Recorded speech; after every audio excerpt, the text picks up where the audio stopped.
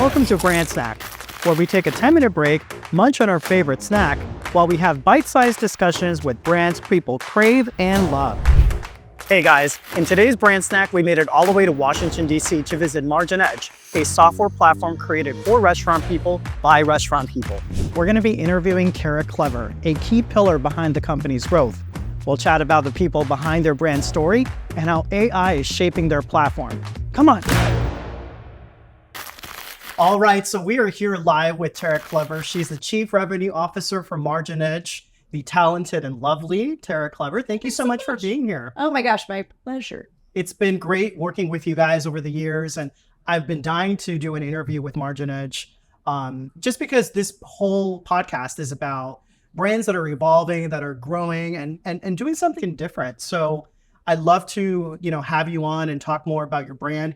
As you all know, with BrandSnack, one of the things we love to do is talk about how branding impacts and touches a lot of different people as you grow in an organization. And with a brand, you don't have just one singular element, right? There's a lot of things that make their way into your brand story. You have your logo, you have a slogan, you have buyer personas. There's a lot of different unique facets to it. And so what we like to do here is compare that to snacking. We'd like to unpack what your favorite snack was growing up and what kept you craving more. So I'm curious, Tara, what was your favorite snack growing up? So when this question was posed to me, so many things went through my head because we were a snacking family. In honesty, I am still a snacking human. But when I thought about it, I was like, okay, what sticks out the most? And it was when I opened my lunchbox in first or second grade, what was the thing that if it was in that, you were like, yes. And to me, that was. Oh, okay. Fruit roll up.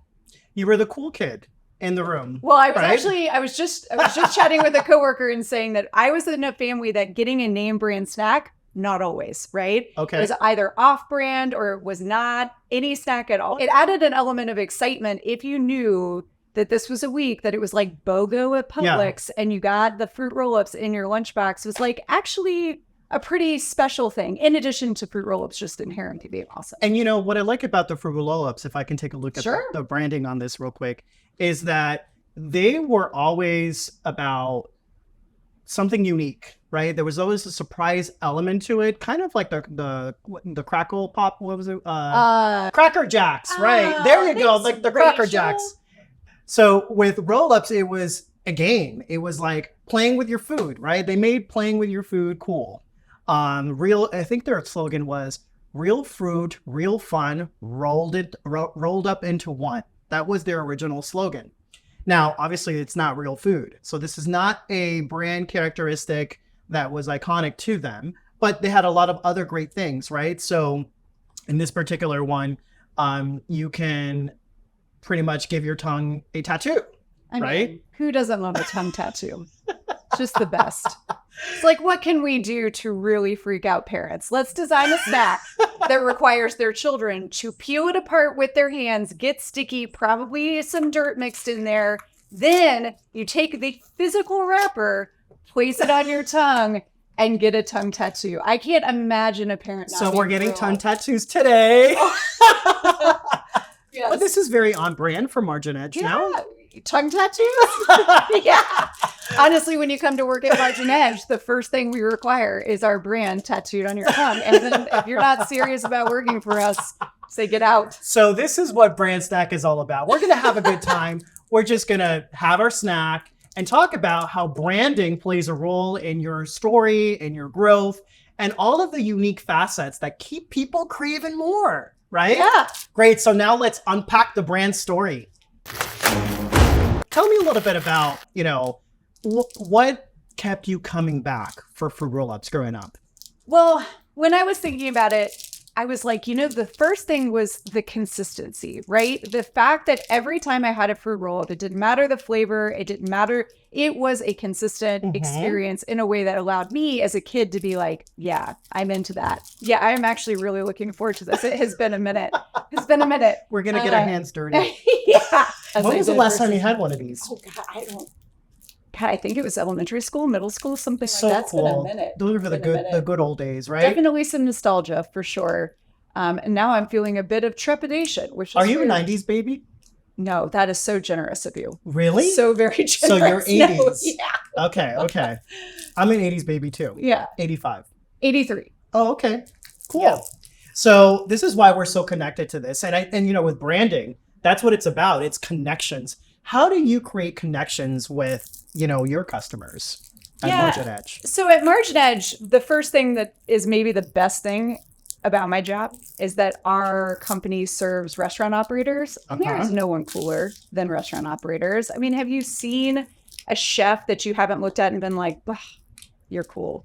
Or somebody who owns and operates a restaurant, like just the coolest. And so when we think about our brand, from the logo to the experience to the way that we think about how we visually show up in the world or the quality of our content or what we're saying and how we're saying it, the most important thing we're doing is trying to connect to our end users. Yes. You know, end users. I love that, Tara, because in branding, you want your brand to manifest in different ways, and culture is one of those ways that a brand manifests. Now, not everybody that makes it into organization is going to be representative of that, right? So there's some training that you need to do, sure. Yeah. and the vocabulary has to be part of that. The essence is something that you share in behaviors and the way we treat each other. And I do think that with MarginEdge, while we're being here, we've been working together for quite some time. Yeah. I feel like top down, the way that you guys treat each other and the vocabulary, it's all very similar. It's very much MarginEdge. Yeah. I think a couple of things on that. So I think it helps that our two of our co-founders still own and operate a restaurant. What that means is that any new product or feature that we're shipping runs through their restaurant first, right? If we have a new partner that runs through their restaurant first, there is a real commitment to making sure that we are not just assuming that something is going to work. We understand, the tatting is happening. It's happening. I'm trying to get a... Ooh, let me see. Oh, that actually worked really well. It was a rainbow. Looks amazing. It's a great look for you. I'm thrilled that we've had this experience together. Well, thank you. I appreciate that. So as we continue to talk about the brand elements for MarginEdge, you know, what would you say are some other iconic pieces that keep people coming back for more? Yeah, so I do think that the authenticity of our brand is a big, big part of it. When we think about the way that our end users interact in the world, the customers that they serve, the currency they use, the social currency is hospitality and service. And that's woven into the way we think about our brand. It's woven into how we think about our company. It's woven how we treat our customers, is that when someone walks into their restaurant, making that person feel seen, heard, recognized, and then approached with a sincerity and personalization is just a really important part of how we do things. So that is evocative across, right? So we think about it in one to many examples. So the idea that our brand, if you are interacting with our website or a piece of our content, or you see our booth on a trade show floor, we may not interact with you one-on-one, but you should be able to feel and see and experience that, understand that about who we are in the way that we present ourselves in the world. I would like to unpack that a little bit more, because we were talking behind the scenes about if MarginEdge were a person, right? What would that person look like? Oh, we actually have a very specific example of this. So when we think about our brand, we like to think about it. I hope that this comes across appropriately, but like, have you ever seen somebody with like really beautiful sleeve tattoos? Yes. Right? Yeah. Like, this is not a like questionable ankle tattoo you got when you were 18. This is like thoughtful. Somebody has gone, they have spent money, they have spent energy, and they have like beautiful sleeves. That's what we want our brand to be. They have style, they have edge, they are comfortable in their own skin. That's right. They know who they are. They want to put that out in the world visually. They're not afraid to take some risks. They're not afraid to be a little bit on the edge. But how do we always find that way to be ourselves, to be authentic, to push that boundary, to be edgy, to be funny? I mean, honestly, Rachel over there is kind of like the queen of this, is this idea of like, Rachel really does embody that brand voice for us, where it's like, all right, we have a 1 to 5 spice scale. We have a 1 to 5 sass scale. Sometimes we sit at a 2 or 3, but we want to make sure every once in a while we got a 4, and sometimes we sprinkle in some 5s in there, right? Because the idea is that our customers are not sitting in sterile office environments in a cubicle doing the same thing every day. They live in a loud, vibrant, authentic, sometimes chaotic environment. And the way that we want to show up for them is making sure they understand that we, to our core, understand that lived experience and that our brand represents that. Wonderful point you make. And I want to highlight who Rachel is. So Rachel is the senior content director, happens to be here in the room as well. And it's so important for you to say, you know what, if I'm going to bring somebody into this role, they have to get it. They have to understand who we're speaking to. They have to have lived or understand where they come from, right? Can I tell a Rachel story? So when I started at MarginEdge, it was me and a very talented marketing associate. It was just the two of us, and we had about 1,000 customers. We hired a growth marketing manager in that December of that first year, and our very next hire, July of that year, was Rachel. She's going to be our content marketing manager, right? She's going to be writing for us. She's going to have brand. So as I'm reading these resumes, they're all like, wrote blog, like good at indentation, right? Or whatever. And I was like, ugh.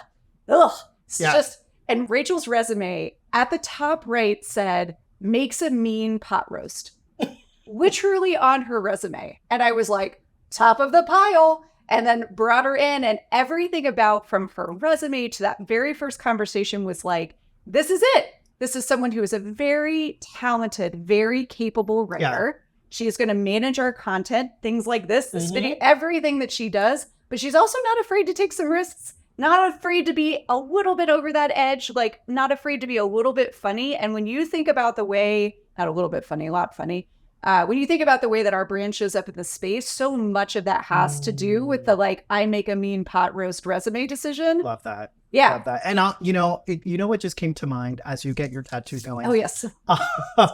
It's like she's the columnist. If you're looking at a newspaper, the newspaper is the general market, right? And then all of a sudden, there's a column here that's being written by Rachel Marcus. And it's this restaurant, foodie kind of columnist. That is MarginEdge. That is that wonderful copywriter, right? So the soul of a brand, they say, it comes from the copywriter. It comes from the person that understands the content, the essence. Yes. Yeah. Oh, what did we get on your tongue? First of all, I have to say that the taste of this has transported me to 1993. Cool. So I am currently in 1993 in this moment. I thought about Nickelodeon. Yeah. There are Nickelodeon stories we could tell. I went with Star. Oh, okay. Yeah. Cool. Let's see how it. Okay, I see it there. We just need a good old Coke with it. So, what I like about this particular interview, and I didn't think we would touch on this, but I want to unpack that a little bit more as part of the brand story, is the people behind the brand. And so much bad branding happens because you think of the person that's going to be handling your marketing as just I need a solid person that understands business or understands, they're looking at more the skills as opposed to the why they're in it. You know what I mean? Yeah. No, I think the most important thing you can do when creating a brand is understand who you are, be maniacally obsessed with consistency, and hire people who understand that identity and then can express it through different channels, different mediums, but a commitment and an understanding of that heartbeat of your brand, so much more important than the skill set layer on top. Yeah. Like it has to be in that order. Yeah. That has to be first, skill set is second, right? Love that. Love that. So what I'd like to do now is we have a segment where we critique the logo. Let's pull up the logo, pull it up. All right, here we go. So here's the MarginEdge logo, and we're going to critique it. Okay, cool. So I always like to do this because as part of your brand story, there's an artistic side of it, right? The logo is a manifestation of the why. Now, a good logo will tell the story in a very symbolic way, right? Tell us a little bit about what the logo represents. So in its most like literal form, Mhm. right? Margin, edge. The combination of those words is a very like literal representation of what we do. We help restaurant operators find edge in their already very, very narrow profit margins. It's everything we exist to do. It's what our software does. But within the logo, you'll see that the M and the E are in a different color, and then they're also double emphasized within the brackets to the left. And the idea there is, yes, that's true. That's what we provide, right? Our software does an incredibly important service for really hardworking individuals who are managing an incredibly complex business. And we want you to see yourself within that brand. Yeah.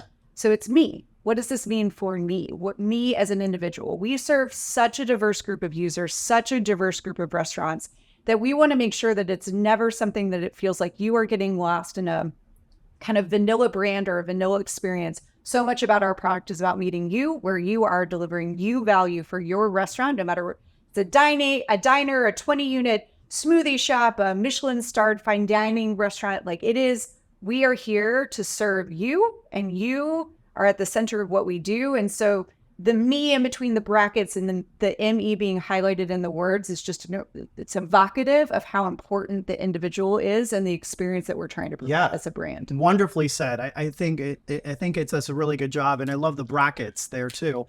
And I think it's such a simple but effective look. You know, it clearly adds to the story. It doesn't create confusion, and I think that's a bonus. Yeah, and also double bonus how many word play puns are available when you have me as your logo. So many headlines, so many little fun plays on words when you've got that. So yeah, it has been not only within the logo is it something that is meant to be evocative and resonate kind of at a subconscious level, but even just as a brand, it has been really, really fun to build around it. Wonderful. And another brand story element that we've come across, especially as we help you with content creation, is the iconic Marge. Oh, Marge. We love Marge. Marge is our chatbot avatar. She's so much more. She is the representation of that kind of like at your fingertips service. Marge started as, I think for probably a lot of brands, she started as a chatbot that we have humans behind manning and then having conversations. And now, as AI has been able to kind of come and transform some of those easy to answer questions, she's become kind of our go-to resource, both on the website and in the app. And so it's been really fun to see Marge's brand grow, the services she's able to provide grow. And, you called out, and I think it was a good one, is that even when we're in person and trade shows and events and all of that, we have Marge on our stickers, and you start to see Marge kind of around. And she really is this like lovely, playful element of our brand that has really evolved over the years. Marge is a natural extension of where things are going from a AI perspective, but also bringing a human side to things, right? Let's talk about how MarginEdge is embracing AI and all of the wonderful automation pieces, however, still holding on to that human side of things. Yeah, it's a soapbox I find myself on a lot lately, which is that, hiring restaurant operators to serve in MarginEdge has been one of our superpowers. I think it's part of our special sauce. I think it is part of how it's a huge part of our growth story. The fact that our customers feel so seen and heard by people and the empathy and authenticity that brings across roles. Truly across our entire organization, we have folks sitting in the seat that really understand what it's like to be a restaurant operator. And that's huge. Where I see when I look across the landscape of all of the AI tooling that's coming out, specifically on the go-to-market side, so sales and marketing, there's so much opportunity, but there's also so much risk. And I think people keep talking about the opportunity, this like shiny object of like send 100,000 emails personalized in 1 second and all of that. And the like temptation is like obviously there because of how much people are talking about it. But what I start to just, my spidey sense pulls at me where it's like, we have to balance that excitement and efficiency with the risk that it could pose to the brand, right? So much of what we've invested in the time that MarginEdge has been around the people, that service-centric, hospitality-centric experience And if what we do is not be protective over that, you run the risk of diluting that investment, right? And so where we're looking at AI are places where AI tooling can shine a bigger and bigger and bigger spotlight on the thing that makes us special, which is our people. So if we can take monotonous data entry, things that bog people down off their plate and allow them to step into that human to human interaction more frequently, more efficiently, more often, that is a win for me. I would never want to try and replace or replicate or duplicate or amplify that across, copy and paste across 10,000 interactions, because so much of the value and so much of what we built has been on the premise that the one-to-one service-oriented interaction is at the heart of who we are and what we do. And so AI is this like incredibly powerful tool that we see being a big, big part of our story moving forward, but with a real protective and clear-eyed understanding of what the risk could pose. And you said a word I was about to say, which is understanding. I feel like with AI, you get information, but when you layer on that human component, you get understanding. Yeah. Among each other, among cultures, among, different backgrounds and age groups. And that's what the human filter does, right? Yeah. And I love that we always incorporate the human factor in the grungy side of the restaurant, owning a restaurant, and the back of the house, right? We do that in a lot of the clips, and it's intentional, right? We don't want something overproduced. That was a directive from Rachel, and that was a directive from you. Yeah. And if you could just tell us how that's adding value to how you generate leads, how you're able to keep the pipe going for your sales team. Yeah. So I'll tell a pretty hilarious story, which is that when I first started and we started producing some photography. It was before we started working with you guys, and putting photography out. The performance, the A/B testing, we had front of house photography and we had back of house photography. And the front of house did not perform, but the back of house did. If you had somebody chopping an onion or putting an invoice in a very cramped, small back office, right? Like, it couldn't feel clean and neat and tidy because it's not. Look, first of all, kitchens and back offices are insanely organized. They are some of the most maniacally managed spaces in the world. From the outside looking in, it may look like chaos. It is definitely not. But that organized chaos, that intention is identifiable from somebody who lives in it. And if we just had a hostess being like, hey, welcome to the restaurant, they're like, that's not me. But if we showed a picture of the back office, they're like, that's me. And so that was our first signal. So when we started working with Trifactor and your team, all those so many years ago, we knew that it was going to be important that the content we created together felt evocative and authentic to the lived experience of people who are in the back of house, right? Yeah. And so much of the footage, so much of the video is not just the like polished front of house interactions. It's trying to capture the spirit of what a back of house or back office environment really looks and feels like.